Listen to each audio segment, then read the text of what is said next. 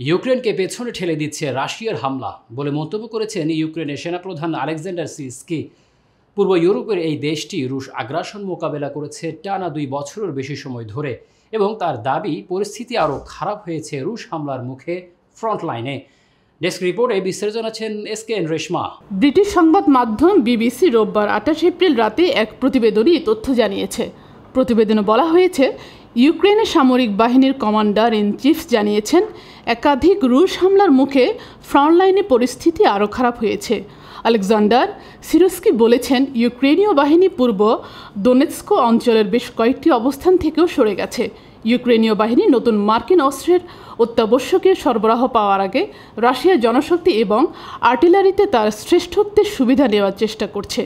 যুক্তরাষ্ট্র অবশ্য গত সপ্তাহে ইউক্রেনকে 61 বিলিয়ন মার্কিন ডলারের সামরিক সহায়তা প্যাকেজ দিতে সম্মত হয়েছে, কিন্তু নতুন মার্কিন অস্ত্র এখনও রাশিয়ান ইউক্রেন ফ্রন্টলাইনে পৌঁছায়নি। মূলত ইউক্রেনীয় সৈন্যরা গত কয়েক মাস ধরে গোলা বারুদ, সৈন্য এবং আকাশ প্রতিরক্ষা সংকটের সাথে নিয়েই লড়াই চালিয়ে যাচ্ছে।